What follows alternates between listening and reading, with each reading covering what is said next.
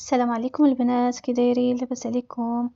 نتمنى تكونوا بخير وعلى خير ان شاء الله. مرحبا بكم معايا في فيديو جديد. كنتمنى هذا الفيديو هذا يلقيكم في احسن الاحوال. كنت صراحه كنصاوب هاد التحليه بارده وبغيت نشاركها معكم، راه حتى بديتها قلت والله حتى غنصورها ونشاركها معكم. المهم البنات، هنا خديت هاد البسكوي هذا اللي غمسته في القهوه. راني دايره هنا ديجا جوج ديال الطبقات ديال البسكوي. عندي هنا هاد القهوه البنات ديال لي كابسول. المهم كديروا قهوه اللي كيعجبكم المذاق ديالها. صافي. عندي هنا هذا البسكوي، هذا هو هذا اللي استعملت. انا غنوريكم النوع. هو هذا راه كيتباع في كاع لي مغازا. المهم خديت انا هذا المربع هذا، وكتقدروا تخدموا باي بسكوي عندكم. وهنا عندي الكريمه البنات، راني ديجا كنت مطرباها وكنت دايرها في الثلاجه باش كتبرد مزيان، كتبقى شاده في راسها. المهم هاد الكريمه شنو درت فيها؟ درت وحده ديال الماسكاربون، وزدت معاها يا البنات جوج معالق كبارين ديال الكريم فريش، هذيك اللي كتكون قاصحه، ماشي اللي كتكون خفيفه. وراه كطلع لكم البنات كريمه، ها نتوما كيف ما كتشوفوها. حيت ما كانش عندي الكريمه السائله، وقلت علاش لا ندير لا كريم فريش معاها. وها نتوما كتشوفوا كي دايره عاقده وما كتجيش خفيفه نهائيا. المهم ديال هكا ديال التحلايات اللي كتبغيو نتوما ديروهم في الدار. المهم غادي درت هذوك جوج طبقات ديال البسكويت، زدت فوقهم شويه ديال الكريمه.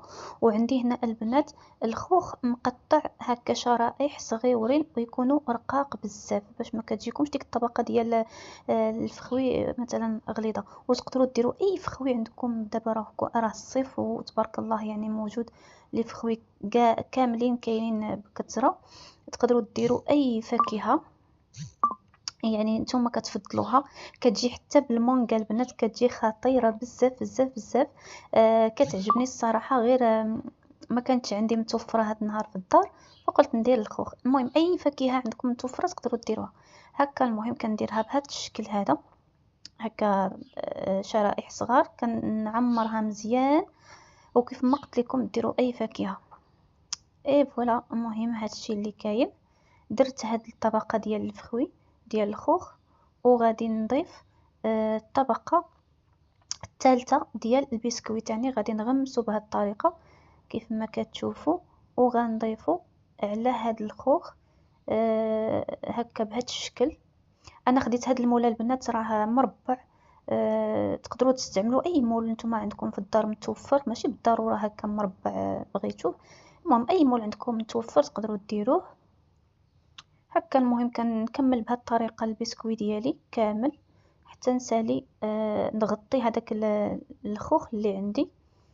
المهم انا الصراحه كنستعمل هاد المول ديال المربع الصراحه بكثره. علاش؟ كيجيني الصراحه براتيك في التحلايات ولا في لي كيك ولا هكا. سهل. ما كيعجبنيش بحال دابا هادوك اللي كيكونوا دايرين بحال البيضه ولا مدورين. صراحه دوك كيجيو صعاب بزاف، خصوصا في هاد التحلايات هكا اللي كيكونوا بالبسكويت. المهم درت الطبقه الاولى وغنزيد الطبقه الثانيه. غنسالي هذاك البسكويت اللي عندي بحال هكا بهذا الشكل. كندير عشوائي داك الترتيب، راه ماشي بالضروره ندير وحده مع وحده. المهم كندير داكشي عشوائي وصافي بهذه الطريقه. المهم حتى كنسالي هذاك البسكويت. وحاجه وحده اللي ما كيعجبهاش المذاق ديال القهوه تقدر دير الحليب. انا غير بغيتو يجيني بحال التيراميسو. المهم هادشي اللي كاين. كملت هذيك الكميه اللي عندي ديال البسكوي، وغنزيد واحد شويه باش نغطي هذوك الفراغات اللي بقاو في الجوينبات، باش ما يجيش داك الفراغ تما باين، باش تجي هذيك التحلايه مقاده. صافي البنات هكا غادي نكمل بهذه الطريقه. وغادي نضيف الطبقه الرابعه ديال الكريمه، وصافي بهذا الشكل كيف ما غادي تشوفوا. صافي غنحيد عليا داك القهوه وداكشي. صافي ساليت الطبقه ديالي. غادي نضيف دابا الكميه اللي بقات لي ديال الكريمه هكا البنات. والتزيين كيبقى على حسب الرغبه ديالكم، كل وحده وباش بغات تزين، لكم حريه الاختيار. انا هنا البنات زينت بشويه ديال البسكوي، شديت من نفس البسكوي، شديته طحنته درته بحال بودره وزينت به، كتعطيه واحد القرمشه يا البنات ما يمكنش. تقدروا تزينوا مثلا بالشوكولا بودره، غير هو والله العظيم الا البسكوي كيعطيه واحد الطبقه مقرمشه لذيذه بزاف، راه ما يمكنش واحد الطعم لا يقاوم.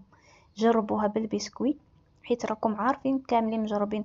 ما كاينش دابا اللي ما كيديرش هاد التحليات باردين في الدار، كلشي عنده تبارك الله الخير موجود في الدار، كلشي متوفر.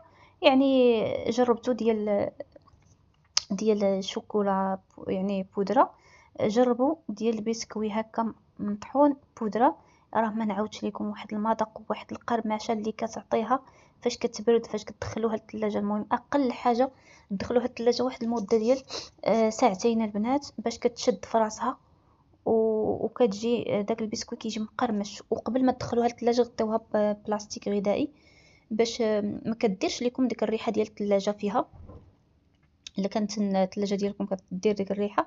المهم المهم غطيوها بالبلاستيك غذائي هكا باش كتجنبوا اي روائح. صافي كندير الطبقه ديال الكريمه ديالي بهذا الشكل هكا، كنحاول نمونطيها مزيان معكم الشيف ليالي، راه ما تفرقوش بيناتنا سبحان الله العظيم. المهم البنات انا راه يعني اي حاجه درت هاد القناه، اي حاجه غنشاركها معكم، ماشي بالضروره يعني باش نكون محترفه فيها. شي حاجه كتعجبني درتها كنعاود نديرها في الدار بزاف د المرات، علاش لا نشاركها معكم هكا. صافي البنات المهم كنقادها بهذه الطريقه، وغندير من فوق هذاك البسكوي ديالي اللي طحنت، وكيف ما قلت لكم غنغطيها بالبلاستيك غذائي وغندخلها للثلاجه مده ديال ساعتين. انا كنت درتها المهم مع الجوج ديال النهار. نتوما تقدروا تخليوها ساعتين، تقدروا تخليوها حتى اكثر، ماشي مشكل. يعني هي قد ما بقات صراحه في الثلاجه قد ما كتجي شاده في راسها وكتجي زوينه بزاف. المهم انا كنت درتها مع الجوج، راه ما كليتها حتى تدخل راجلي بالليل. مع انا راجلي عزيز عليه هاد التحليات بحال هكا من وراء العشاء ضروري، ولا المهم يكون جالس خاصو ضروري ياكل شي حاجه هكا بارده وحلوه. المهم هانتوما البنات، ها البسكوي هكا كيف كيجي كنشدو كنديرو من الفوق، كندير كميه كامله. قد ما درتو كميه كامله طبقه يعني ديال البسكويت تكون سميكه، كيجي كيعطي واحد البنه واحد القرمشه يا سلام. المهم غنستمر بهذه الطريقه وغندخلها للثلاجه كيف ما قلت لكم تجمد وصافي. والشكل النهائي غتشوفوه. صراحه ما قطعتهاش لكم باش تشوفوها. المهم كتجي صراحه زوينه. المهم هادشي اللي كاين، كنتمنى ان شاء الله يعجبكم لا فيديو. الا عجبكم لا فيديو ما تنساوش تخليو ليا واحد التعليق زوين ولايك، واللي ما متابوناش يتابونا في القناه. وشكرا بزاف على المتابعه ديالكم، شكرا بزاف على دوك التعاليق الزوينه اللي كتخليو ليا. وبالنسبه للتواصل اللي بغى يتواصل معايا في الانستغرام غنخلي لكم الرابط ديالو في صندوق الوصف. مرحبا لاي حاجه بغيتوها، مرحبا بكم. هادشي اللي كاين البنات. المهم السلام عليكم، نتلاقاو ان شاء الله في فيديو جديد، وخليكم مع شكل نهائي ديال التحليه البارده. يلا بسلامه.